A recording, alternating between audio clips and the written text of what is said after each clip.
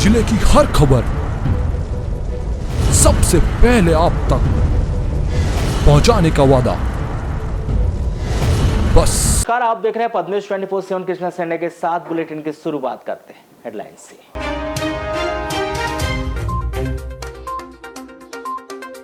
कक्षा 10वीं व 12वीं सीबीएसई बोर्ड परीक्षा का परिणाम हुआ घोषित। जिले में कक्षा 10वीं में वंशिका अग्रवाल ने 98%, तो कक्षा 12वीं में हार्दिक छावड़ा ने 96.2% के साथ जिले में किया टॉप।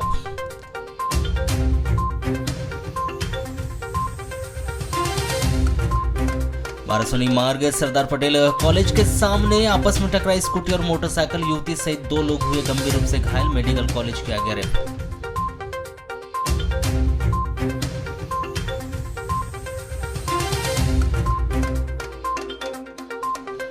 एसटी/एससी वर्ग के पीड़ितों की राहत राशि हजम करने वाले गिरोह का बिरसा पुलिस ने किया पर्दाफाश। जनजाति कार्य विभाग बालाघाट का फर्जी अधिकारी हुआ गिरफ्तार। एक अन्य फरार आरोपी की जा रही है तलाश।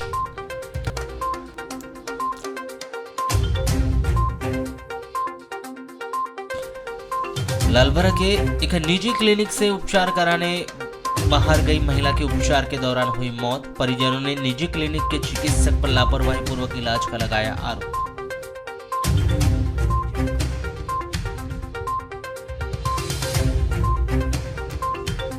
वार्ड नंबर 13 में अतिक्रमण हटाने पहुंचा नगरपालिका और जिला प्रशासन का अमला। बेरंग और लौटा वापस। नगरपालिका के द्वारा भूस्वामी की जमीन को बिना हस्तांतरित किए रोड बनाने पर उपजा था विवाद।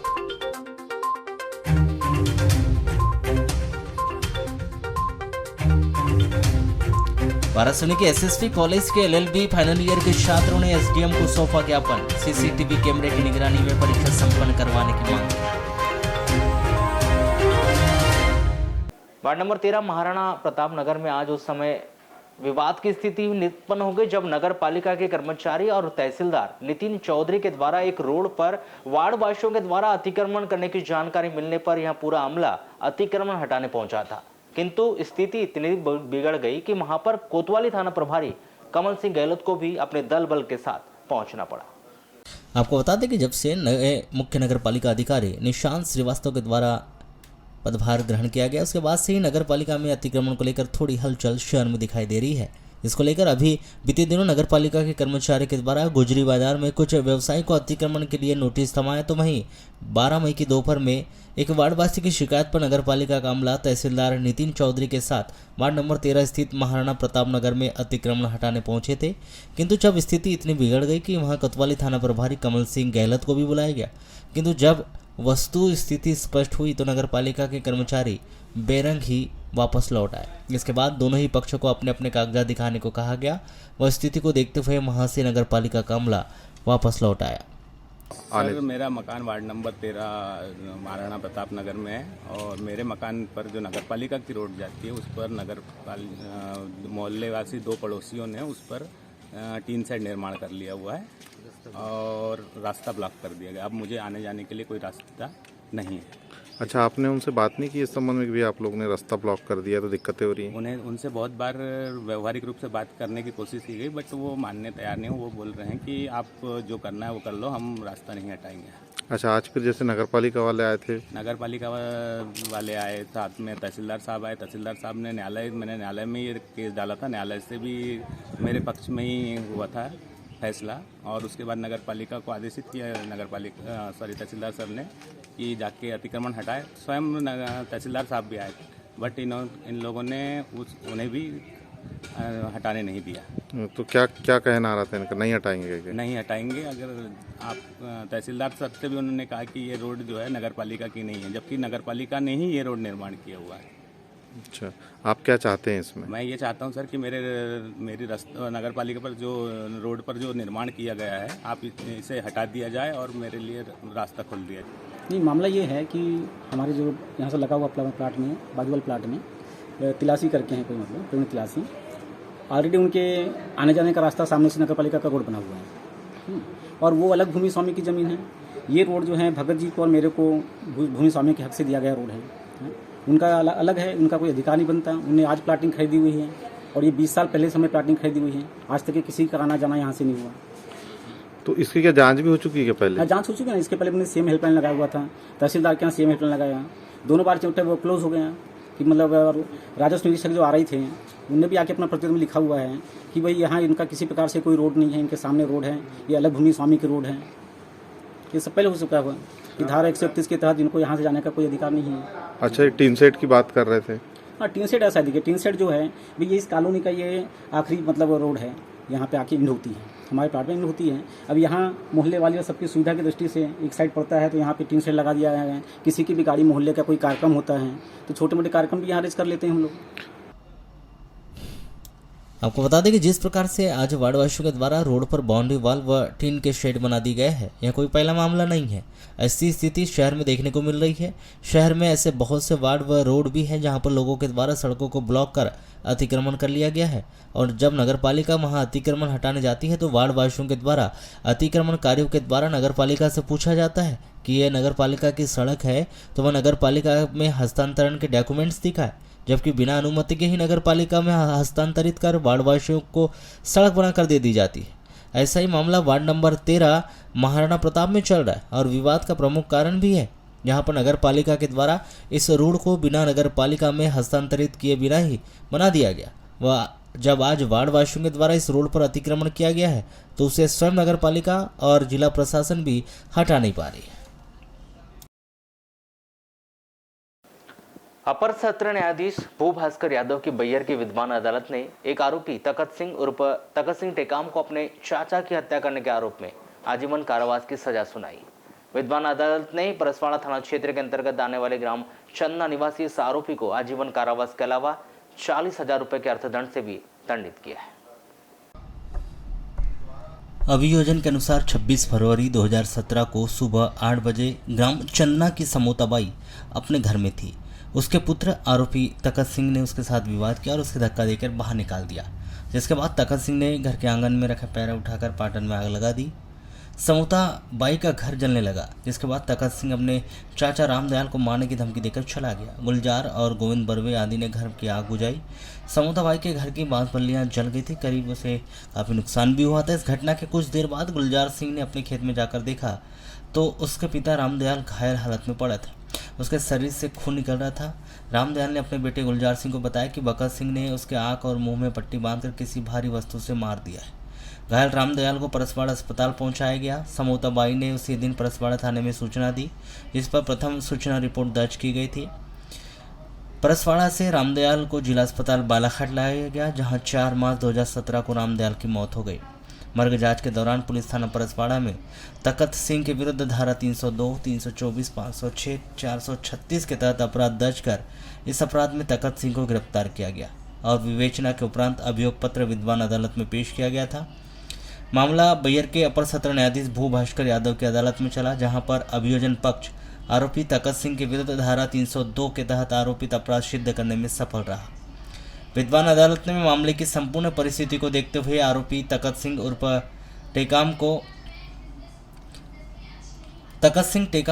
302 धारा के तहत अपराध के आरोप में आजीवन कारावास की सजा व 40,000 रुपये के अर्थदंड से दंडित किया है और दंड वसूले जाने पर 25,000 रुपये प्रतिकर स्वरूप मृतक रामदयाल के पुत्र गुलजार सिंह निवासी चन्ना को प्रदाय किए जाने के भी आदेश पारित किए गए। जनजाति कार्य विभाग बालाघाट का फर्जी अधिकारी बनकर अनुसूचित जाति जनजाति वर्ग के पीड़ितों की राहत राशि हजम कर धोखाधड़ी करने वाले एक शख्स को बिरसा पुलिस ने गिरफ्तार किया है। गिरफ्तार शख्स संजय पिता रामलाल भलावी 45 वर्ष ग्राम जागपुर थाना वारासुरी निवासी है। किसी मामले में एक अन्य आरोपी मधुर पिता मुन्नालाल उइके 32 वर्ष ग्राम बखारी कोना थाना बिरसा निवासी फरार है, जिसकी तलाश की जा रही है। बिरसा पुलिस के मुताबिक 11 फरवरी 2023 को फरियादी कुंदन पिता बुधारी मेरावी ग्राम भगतवाही बिरसा निवासी के द्वारा पुलिस थाने में सूचना दी गई थी कि इसके पिता बुधारी के द्वारा पुत्री के अपहरण की सूचना पर थाना बिरसा में अपराध पंजीबद्ध कर विवेचना में लिया गया था। पुत्री की दस्तयाबी के उपरांत धारा 376(2) भारतीय दंड विधान की धारा 5L/6 लैंगिक अपराधों से बालकों का संरक्षण अधिनियम की और धारा 3(1) अनुसूचित जाति जनजाति अत्याचार निवारण अधिनियम में इजाफा किया गया था। 1 मई 2020 को मधुर उइके ने फरियादी कुंदन मेरावी के घर जाकर अनुसूचित जाति जनजाति अधिनियम के तहत मिलने वाली राहत राशि को संजय भलावी फर्जी जनजाति कार्य विभाग के अधिकारी के माध्यम से 1 लाख रुपए पीड़िता के बैंक खाते में जमा कराने हेतु रुपयों की डिमांड की गई थी और कहा गया था कि अगर पैसा नहीं दोगे तो तुम्हारी राहत राशि रुकवा देंगे। ये आरोपी कुंदन मेरावी को बार बार कॉल करके रुपए की मांग करने लगा था। 8 मई 2023 को दोनों आरोपी संजय भलावी और मधु रोइके ने मलाजखंड स्टेट बैंक में राहत राशि निकालने हेतु फरियादी से बैंक पासबुक लेकर 50,000 रुपये का विड्रॉल फॉर्म भरे और रुपए निकाल लिया और अपने हिस्से की डिमांड करने लगे।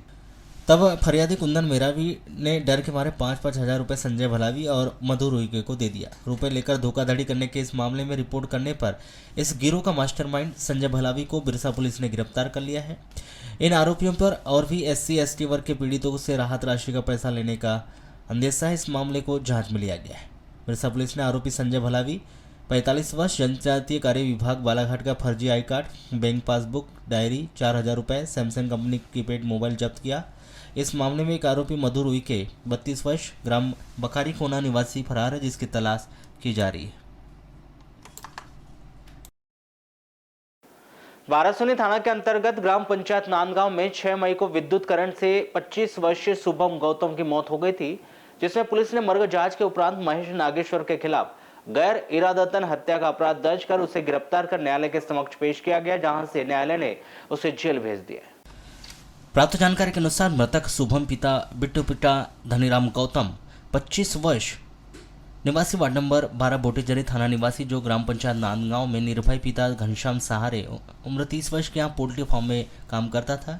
6 मई को और महेश नागेश्वर के खेती के ग्राम नांदगांव में मृत अवस्था में पाया गया था, जिसमें निर्भय सहारे ने बताया था कि वह खेती किसानी का काम करता है। उसका स्वयं का पोल्ट्री फार्म निर्माण काम चालू है। इस काम के लिए उसने शुभम गौतम को काम पर रखा था। 5 मई को उनके द्वारा फार्म से बाहर आए इंजीनियरों के साथ पोल्ट्री फार्म में मशीनों के फिटिंग में काम कर रहे थे।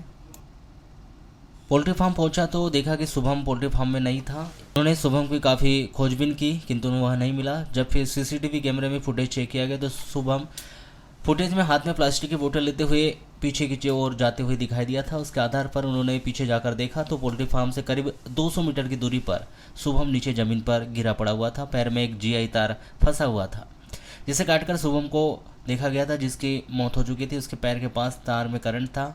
पुलिस के द्वारा मामले में आवश्यक पंचनामा कार्रवाई कर मर्ग कायम कर विवेचना में लिया गया था।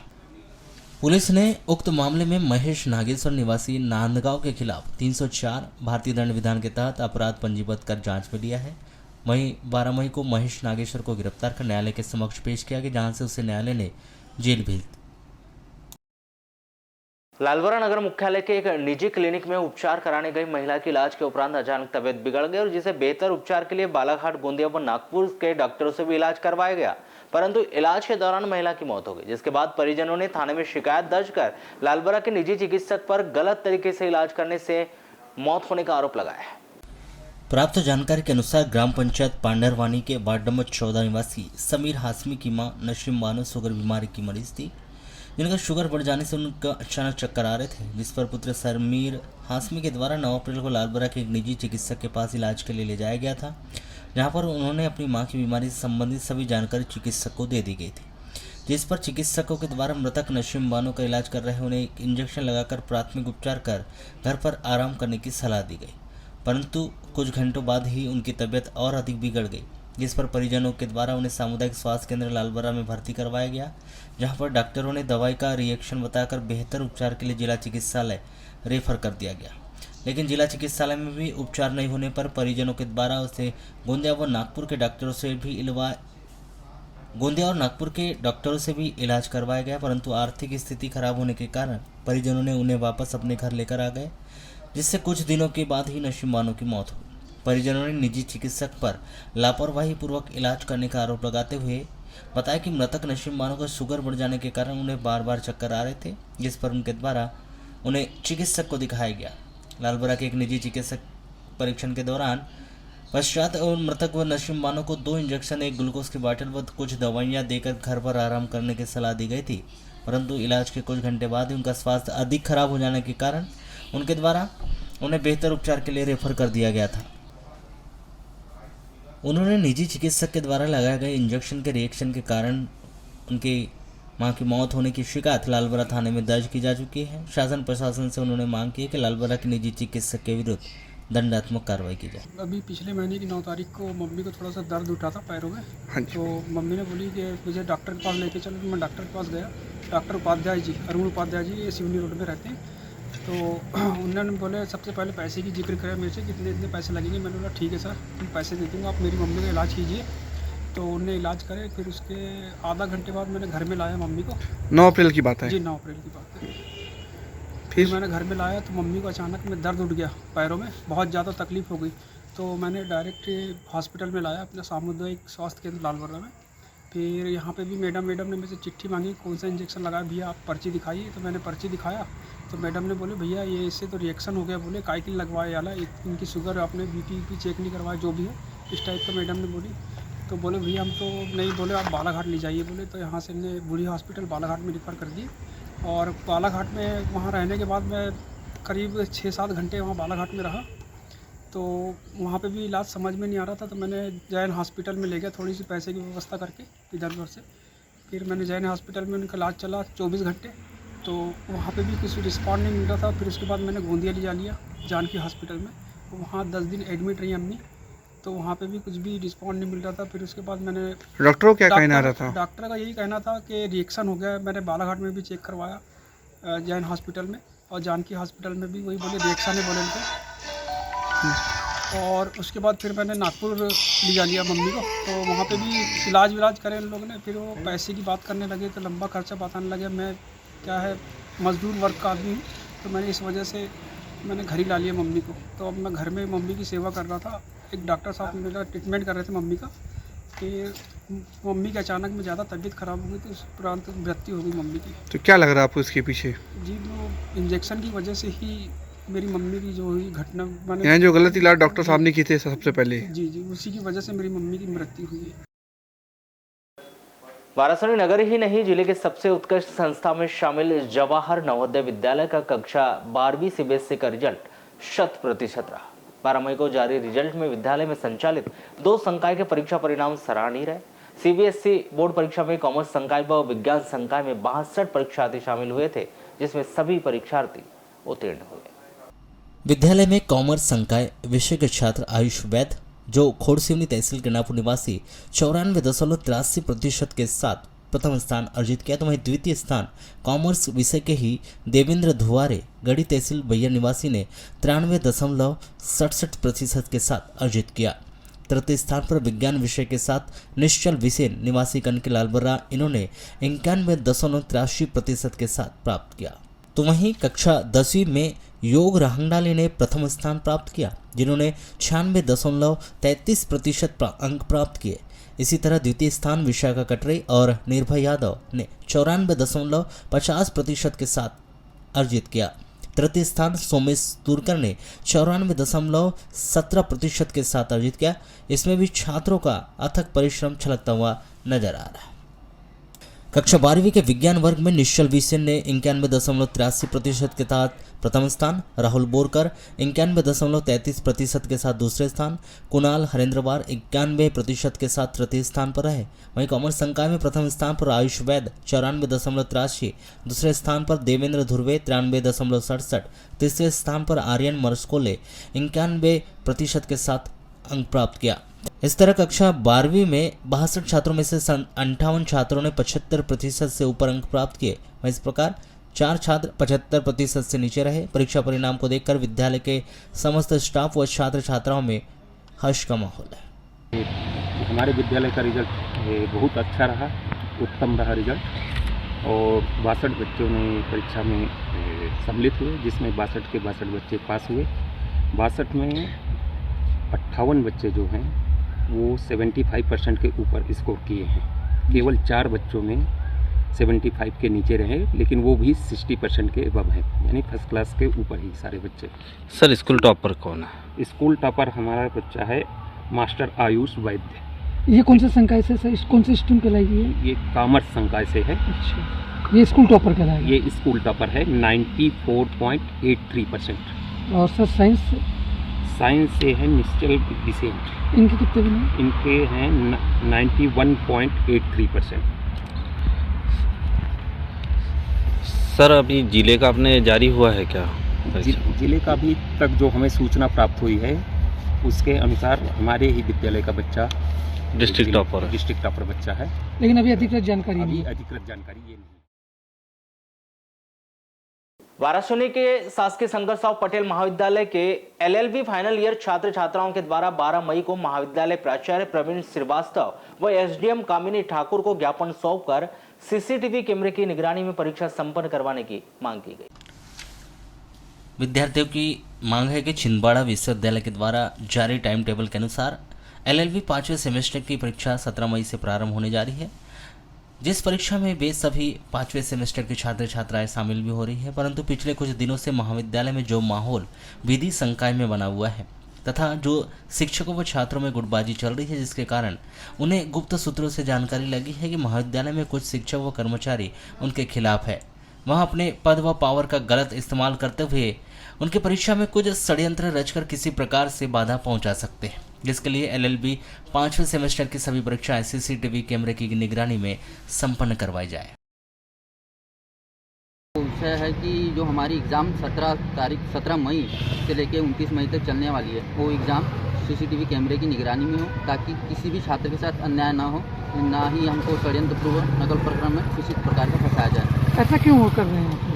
ऐसा ये हो रहा है कि हमको गुप्त सूत्रों से पता चली कि जो छात्र महाविद्यालय की अनियमितताएं, भ्रष्टाचार को उजागर कर रहे हैं, उन्हीं को महाविद्यालय के कुछ कर्मचारी अधिकारी अपना पद का दुरुपयोग करके फंसाने का प्रयास कर रहे हैं। आपका प्रवेश पत्र आ चुका है? नहीं, अभी 2 दिन टाइम है। क्या पेपर है? प्रथम पेपर है सिविल प्रक्रिया संहिता। अब क्या चाहते हैं आप? हम चाहते हैं कि हमारी जो परीक्षा है निष्पक्ष रूप से सीसीटीवी कैमरे की निगरानी में हो, जिससे हमारे को कोई भी अनुचित कार्य हमारे भविष्य में ना हो। करीब कितने छात्र होंगे जिनके विरुद्ध जिनने शिकायत किए थे महाविद्यालय प्रशासन के? 50 से 60। तो वो आप लोग के साथ क्यों नहीं आए? आज वो कोई बाहर चले गए हैं, कोई अभी सब पेपर है तो पेपर में पढ़ने के लिए, तो हम महाविद्यालय में तो 20 छात्र थे, यहाँ पे अभी 2-3 लोग आए हैं। केरनापुर क्षेत्र के अंतर्गत ग्राम बिनोरा में आज 12 मई शुक्रवार को लगभग सुबह 10 बजे एक यात्री बस ने एक मोटरसाइकिल को टक्कर मार दी। इस हादसे में मोटरसाइकिल छिड़क कर सड़क किनारे नहर के पुलिया के अंदर चले गए, वहीं मोटरसाइकिल सवार युवक बाल बाल बच गया। प्राप्त जानकारी के अनुसार सुबह 10 बजे यात्री बस क्रमांक MP50 P0172 कोकना की ओर बालाघाट आ रही थी। इसी समय ग्राम आमगांव निवासी युवक जितेंद्र थेर अपनी होंडा शाइन मोटरसाइकिल से आमगांव से ग्राम बिनोरा बहन के घर जा रहा था। जैसे ही मोटरसाइकिल चालक युवक ग्राम बिनोरा कोकना मार्ग के तिहारे पर पहुंचा, तभी उसी दौरान यात्री बस के चालक ने लांजी केरनापुर मुख्य मार्ग पर लाने के दौरान मोटरसाइकिल को जबरदस्त टक्कर मार दी। इस टक्कर से मोटरसाइकिल छिटक कर सड़क किनारे दूर नहर पुलिया में जा घुसी। वहीं मोटरसाइकिल चालक युवक बाल बाल बच गया और सड़क किनारे गिर गया। हथेली व पैर में मामूली चोटें आई। आपको बता दें कि जैसे ही हादसा हुआ, बस चालक ने तिराहे पर बस रोककर बस छोड़कर भाग रहा था, जिसे लोगों ने पकड़ लिया। आपको बता दें कि जब ड्राइवर बस को छोड़कर भाग रहा था तो बस पीछे की ओर लुढ़कते जा रही थी और वह गनीमत रही कि नहर किनारे जाकर रुक गई। उस समय लगभग आधा सैकड़ा यात्री उसमें बैठे हुए थे। ऐसे समय में यात्रियों की जान आफत में आ गई थी। जैसे तैसे यात्रियों को बस से नीचे उतारा गया, तब जाकर यात्रियों ने राहत की सांस ली।